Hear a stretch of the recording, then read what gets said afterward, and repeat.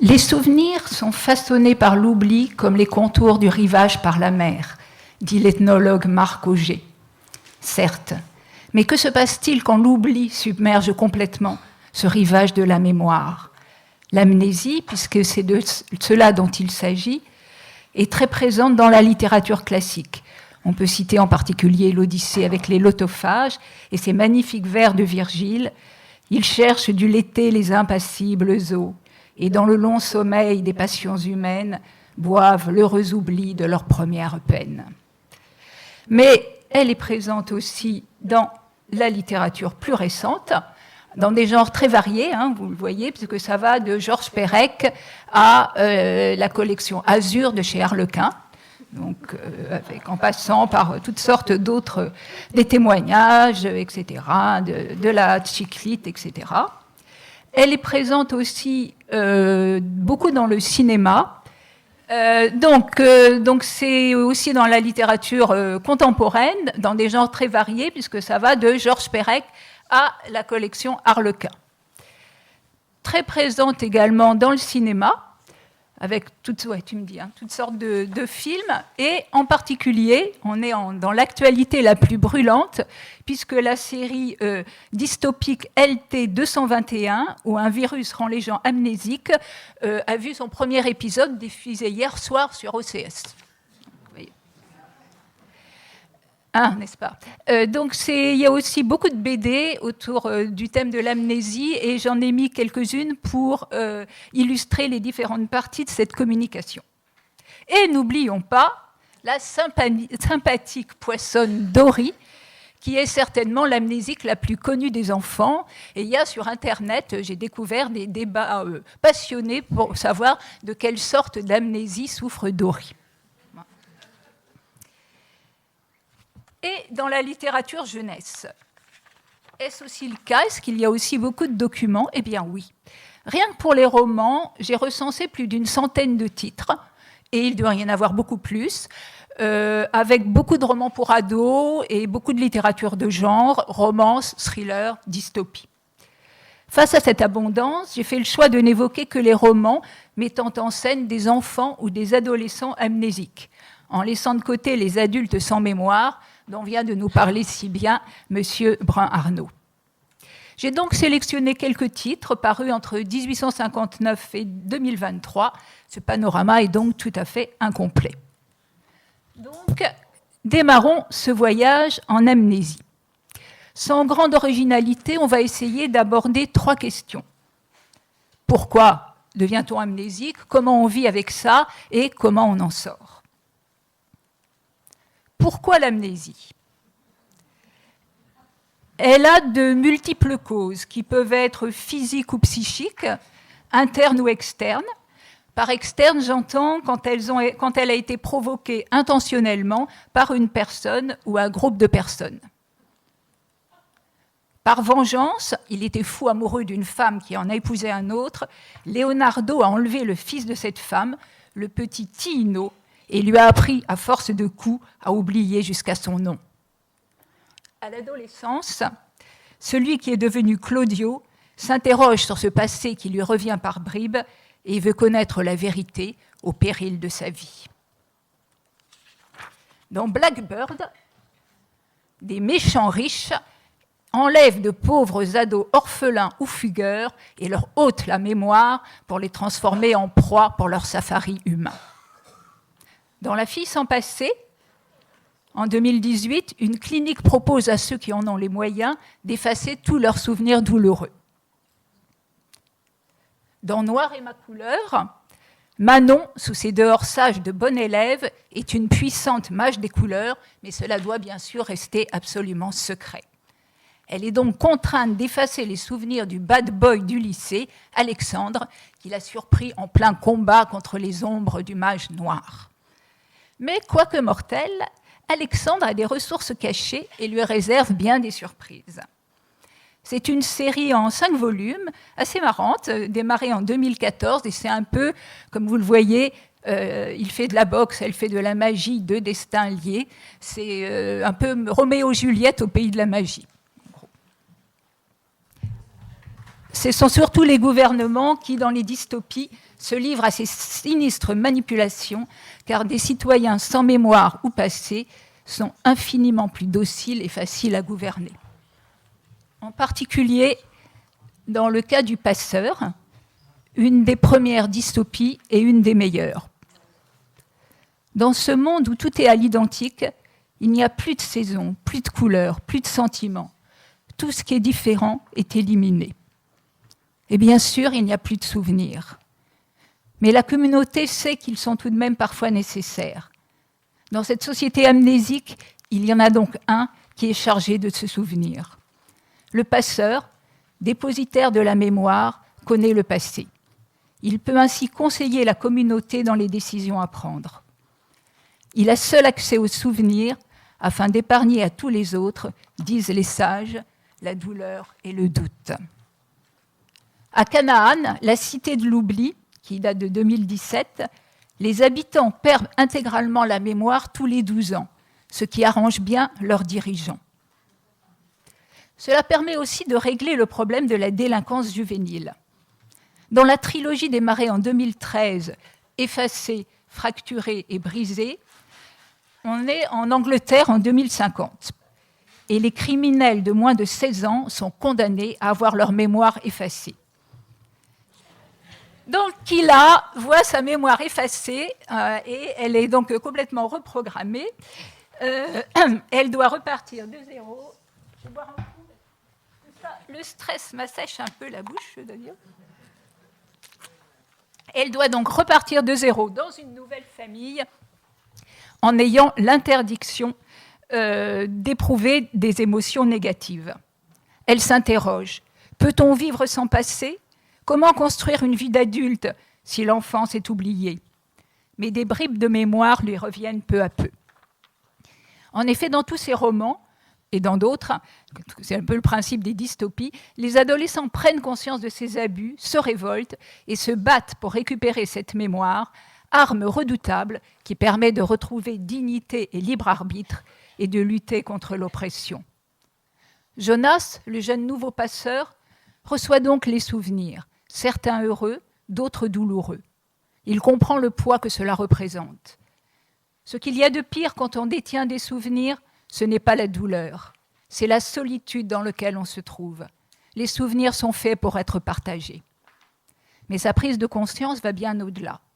Clémentine Beauvais, dans Écrire comme une abeille, son passionnant dernier ouvrage, explique que c'est en accédant à un autrefois que Jonas pourra imaginer un avenir. Le concept même de futur lui était auparavant tout aussi inconnu que l'idée d'un passé. Il réalise peu à peu que le monde où il a grandi et qu'il jugeait parfait est profondément injuste et aliénant. Révolté, il fuira pour sauver sa vie et celle d'un bébé qui allait être effacé, c'est-à-dire tué, car il ne répondait pas tout à fait aux normes de la communauté. Partager les souvenirs pour lutter contre l'oppression, c'est justement ce que fait le héros du surprenant roman de Fabrice Collin, paru en 2007, mais totalement d'actualité. Pavel, 16 ans, est un des rares rescapés de l'épuration ethnique qui a frappé en 2019 la communauté ukrainienne de la Moldavie.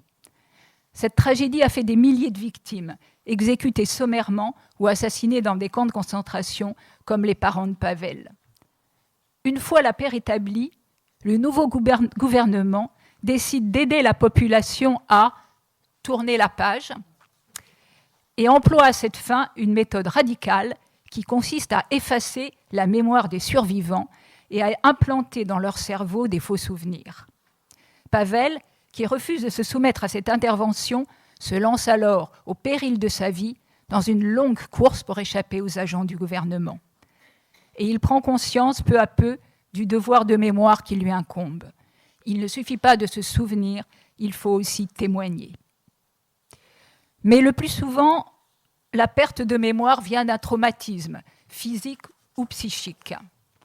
En effet, quand elle concerne des jeunes, elle est rarement due à une maladie, sauf dans The Memory Box, ou une maladie dégénérative héréditaire très rare et bien réelle, la maladie de Niemann-Pick, grignote peu à peu la mémoire de Sam. Flora Banks, elle, a depuis l'âge de 10 ans une amnésie antérograde survenue après l'ablation d'une tumeur au cerveau. Toutes les 2 ou 3 heures, elle ne se souvient plus de rien et note les choses importantes sur son bras ou sur des post-it.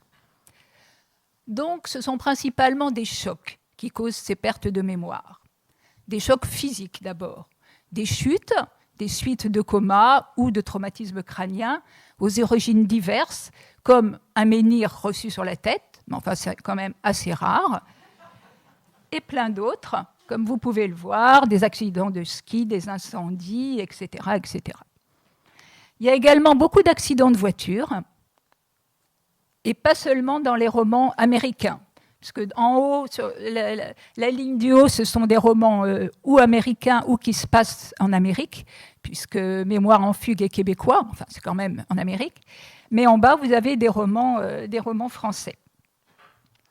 Mais le plus dangereux, ce sont les transports en commun. Voilà. Donc là, c'est vraiment très risqué de les prendre. Hein. Hormis les grèves, on peut aussi... voilà. Donc là, les deux que vous voyez le plus à gauche, inaccessibles, et celles qu'on retrouve là, c'est des accidents d'avion. Babiole, là-haut, et l'inconnu du 27, ce sont des trains. Et le mystère de Lucy Lost, c'est un naufrage. En plus, dans les transports en commun, il y a un risque supplémentaire, parce que comme ce sont des transports en commun, on y rencontre d'autres voyageurs. On discute, on bavarde, on sympathise, et les enfants, par jeu, échangent sac à main, bracelets et foulards. Et manque de chance, juste à ce moment-là, boum! Le train déraille, l'avion tombe dans la mer. Choc, traumatisme, décès, confusion, perte de mémoire, malentendu, échange d'identité. La pauvre est prise pour la riche, et la petite aristocrate pour la fillette de milieu modeste. Ce qui, dans les romans de la semaine de Suzette, est quand même un problème important. Voilà. Et donc ça, c'est pour le bonheur de certaines et le malheur d'autres. Mais on comprend très vite qu'une telle situation ne saurait perdurer, et nos héroïnes, ce sont toutes des filles, elles-mêmes se rendent compte que quelque chose ne va pas. Heureusement, je vous rassure, tout s'arrange. À la fin, les familles se retrouvent. Il y en a qui retrouvent leur famille et d'autres qui arrivent à assumer une double identité. Très souvent aussi, le choc est psychologique. L'amnésie est le seul moyen de vivre avec un événement traumatique du passé. Ça peut être voir ses parents enlevés par la junte, donc dans un très beau roman argentin récent, ou échapper à un génocide dans Cœur de cerf, qui est très récent aussi et très original, qui se déroule dans un univers de fantaisie, mais qui se révèle, hélas, tout aussi violent et imparfait que le monde réel. Ça peut être aussi subir un viol, comme dans À l'ombre de l'oubli, où on s'amusait.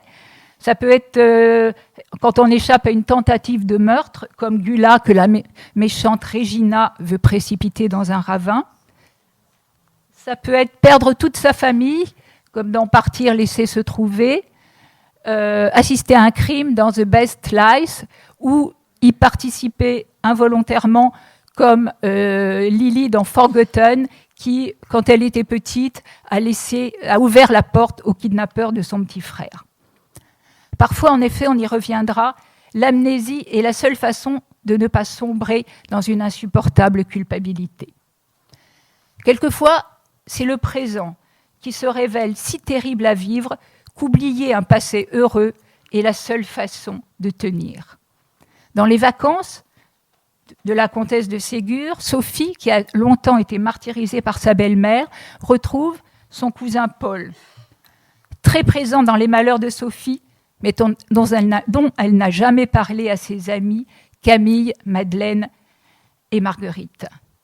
Paul, comment Sophie? Tu m'avais oublié? Sophie, tristement. Pardon. Ah, je me recule, mais voilà. Oublier, non. Mais tu dormais dans mon cœur et je n'osais pas te réveiller. Je t'avais cru mort, et puis j'ai été si malheureuse que je suis devenue égoïste, et je n'ai pensé qu'à moi. J'ai perdu l'habitude de penser au passé et à ceux qui m'avaient aimé. On voit une fois de plus, s'il y avait besoin de le prouver, que Madame de Ségur est un grand écrivain. Alors, comment est-ce qu'on vit avec cette amnésie ? Ce n'est évidemment pas facile, hein, surtout quand on a tout oublié comme Émilie, qui se réveille un matin, totalement amnésique, assise sur un banc, voilà Amélie, voilà, dans une très étrange ville inconnue, sans bagages, avec seulement à la main un carnet dont les premières pages ont été déchirées. Donc, il y a marqué, donc c'est la première page du livre. Ok, je crois que je ferais mieux de prendre des notes parce qu'il m'arrive un truc super bizarre. Je ne sais plus. Comment je m'appelle ?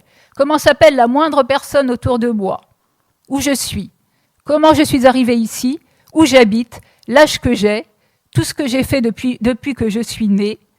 Si je suis plutôt amie des chats ou amie des chiens ? Ce que j'aurais trouvé sur les 12 premières pages déchirées de ce carnet ? Pourquoi je suis dans un tel état ? Combien de temps ça va durer ? Ni ce qu'il faut que je fasse. Non. Mais tous ces jeunes font face et parlent très bien de leur amnésie. Ma tête est comme une grande maison vide aux murs lisses sur lesquels mes pensées rebondissent, dit Romain. Ève, c'est comme cette marque qu'on a tous sur les lèvres supérieures, la marque de l'ange. Selon une certaine croyance, nous saurions tout sur le monde et l'univers avant notre naissance. Mais l'ange, pour nous permettre de parcourir par nous-mêmes les chemins de la connaissance, nous intimerait l'oubli en posant un doigt sur notre bouche. Moi, c'est ainsi que je me sens, ayant eu la connaissance, mais ne l'ayant plus. L'ange a posé son doigt sur ma bouche une seconde fois. C'est parfois encore plus compliqué. La mémoire de Lily, dont je vous ai déjà parlé, en tout cas une partie de sa mémoire, s'efface tous les matins à 4h28 exactement. Pourquoi 4h28 ? On le comprend après. Elle oublie tout ce qu'elle a fait jusque-là et prend des notes chaque soir sur sa journée. En revanche, elle a des flashs sur ce qui va se passer dans le futur. Ça ne facilite pas les choses. Je me rappelle l'avenir et oublie le passé, dit-elle. Par exemple, elle ne se souvient plus de son petit ami, mais elle sait qu'il va être tué à cause d'elle dans les années à venir. Voilà. Ouais. L'amnésie peut être aussi l'occasion de changements, de nouveaux départs, et être vécue comme une chance. Romain, que j'ai déjà évoqué, a perdu la mémoire à la suite d'un choc à la tête. Quand il se souvient de nouveau, il réalise que c'était une façon d'échapper à une vie qu'il ne supportait plus. Il était harcelé au lycée et malheureux chez lui. Violoniste virtuose, ses parents lui mettaient une énorme pression et l'empêchaient de vivre une enfance et adolescence normale. Cette amnésie, c'était une chance unique. Tout le monde n'a pas l'occasion de vivre une nouvelle naissance.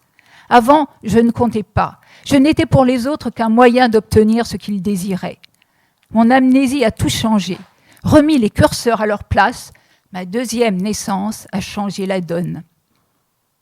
Certains vont encore plus loin et la vivent comme une rédemption.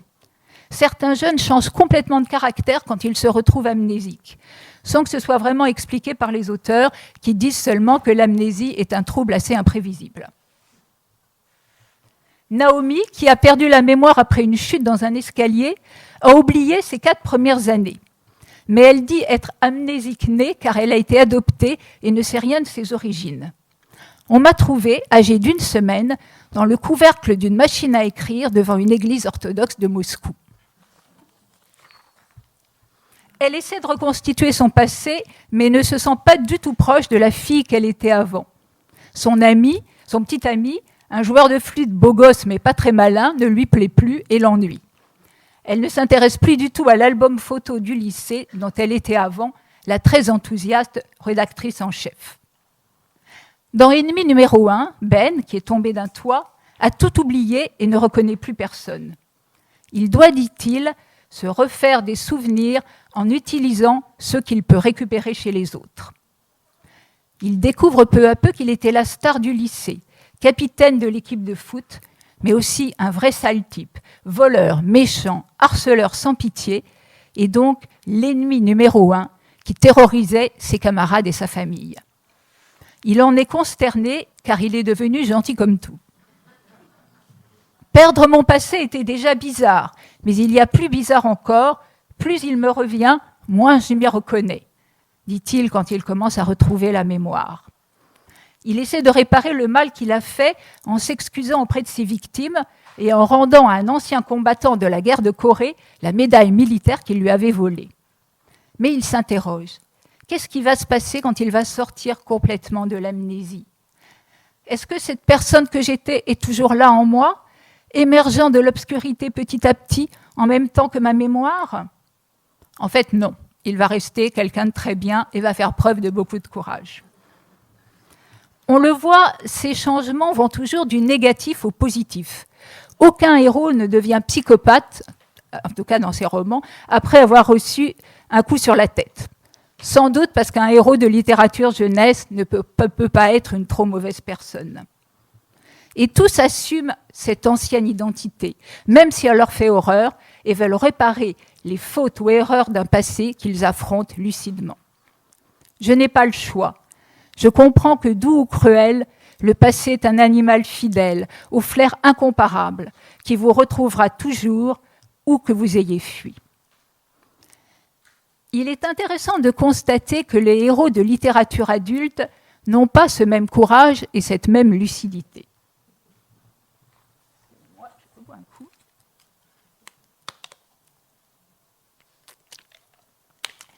Le voyageur sans bagage est une pièce d'Anouilh qui date de 1900...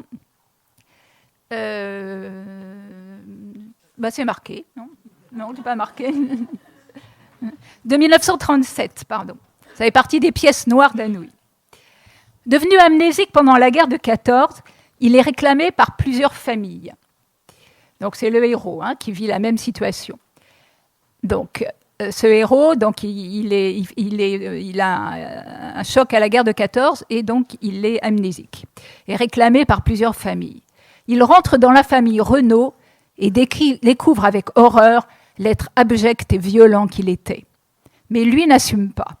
Alors qu'il a la preuve qu'il est bien le fils Renaud, il se fait passer pour un autre et intègre une famille anglaise, fuyant ainsi pour toujours sa vraie identité. Il est certain qu'un adolescent ou un enfant n'a pas la même conception du passé qu'un adulte. Par cette insistance à le faire assumer coûte que coûte, les auteurs veulent aussi peut-être faire comprendre à leurs jeunes lecteurs qu'à l'adolescence, il ne faut pas, malgré son désir de faire table rase, renier le passé et oublier son enfance. Alors, on avance. Comment on sort de cette amnésie ? Comment se produit, comme le dit Proust, l'immédiate, délicieuse et totale déflagration du souvenir ? Alors, il n'y a pas, à part dans Astérix, de potions ou de remèdes miracles aux effets chocs, mais cela passe souvent par des éléments très concrets. La petite Hazel, séparée de sa famille pendant la guerre, essaie de retrouver des éléments de son passé. Déconcertante fantaisie du souvenir. Cet enfant ne sait ni qui elle est, ni d'où elle vient, mais elle a retenu des gestes, des parfums et des sons. Elle refait par exemple en tricot, instinctivement, le motif de la ceinture aux couleurs chatoyantes que sa maman portait souvent et dessine beaucoup. Elle avait retenu de son crayon les images glissant au bord de l'oubli.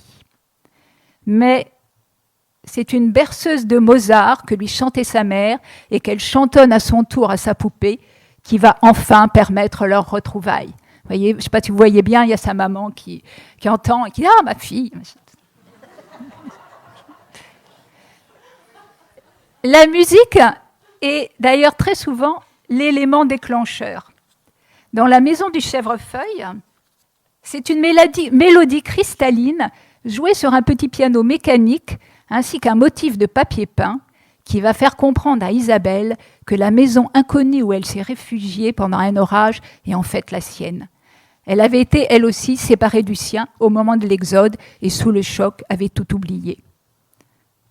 Romain, qui était violoniste mais ne s'en souvient plus, Lucie, autrefois pianiste, désormais amnésique et muette, ont leur premier flash du passé en lisant une partition ou en écoutant un air de piano.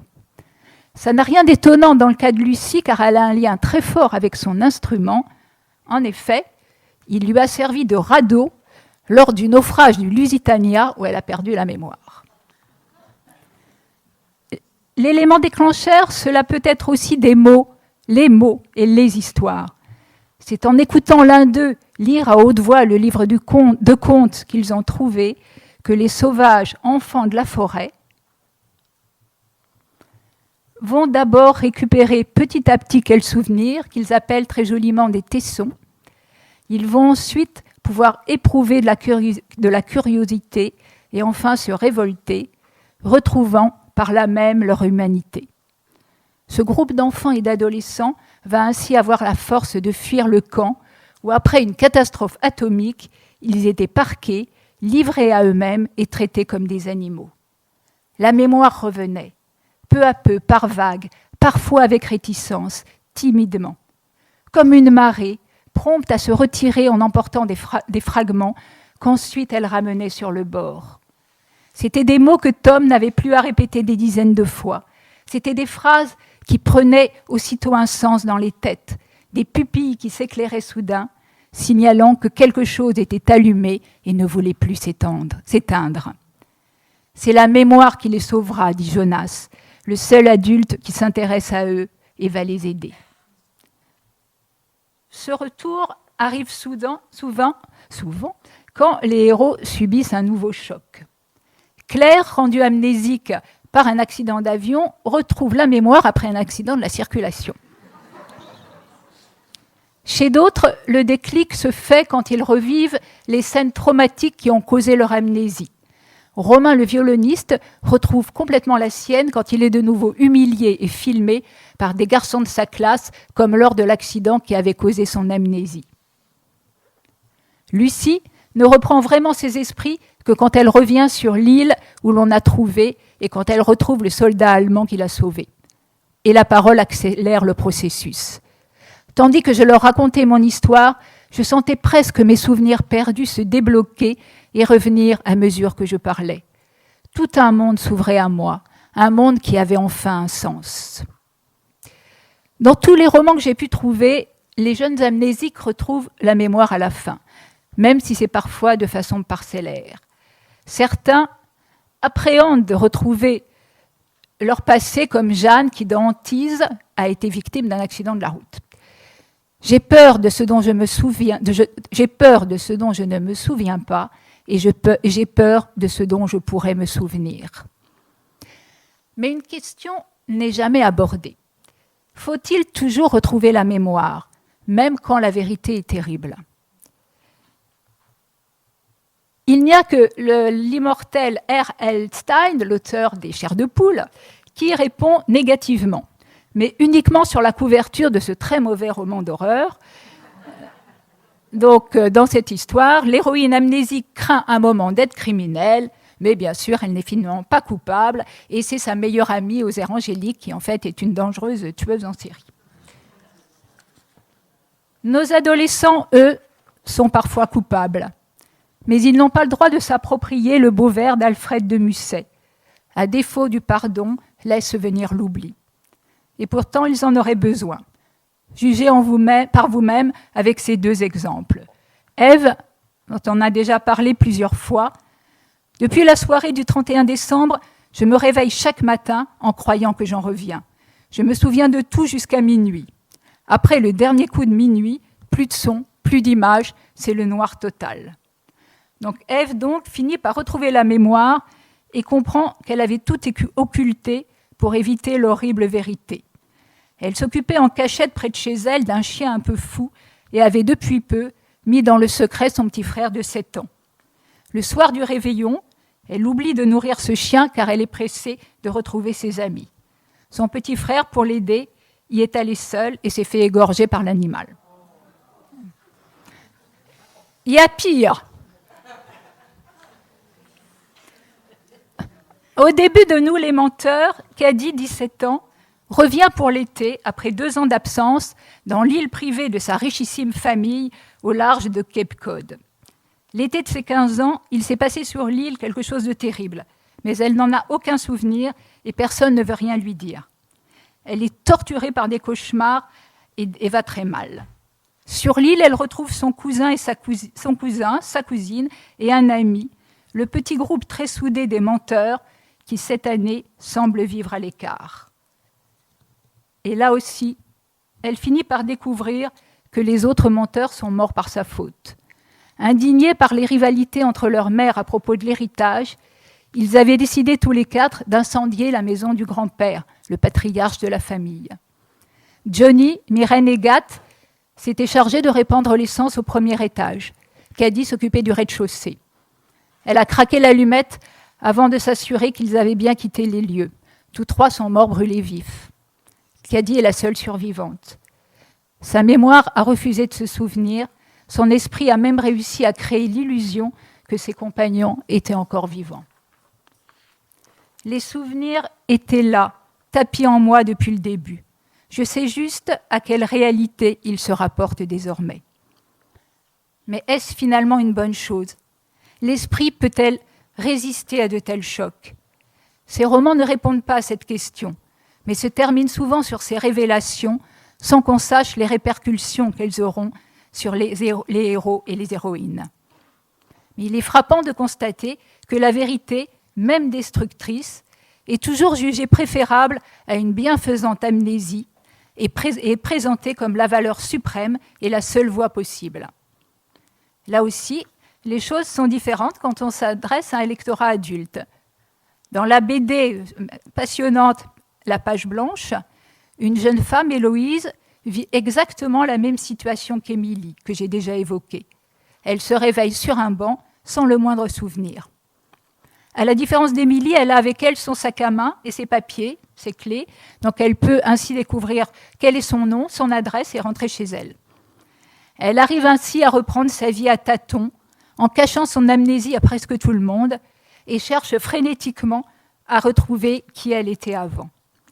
Jusqu'au jour où elle abandonne et accepte de ne jamais savoir, et le lecteur non plus. Elle comprend que le passé ne s'avère pas indispensable pour vivre. Nos ados, eux, n'ont pas droit à l'oubli. Mais moi, je n'y ai pas droit non plus, et je dois me souvenir que mon temps est compté. Non, mais c'est moi qui le... Au terme de ce voyage en amnésie, on ne sait toujours pas vraiment comment s'appelle l'oubli. Mais au moins, peut-on le définir comme le fait si bien Marc Auger dans son beau livre qui m'a beaucoup accompagnée pendant que je préparais cet exposé.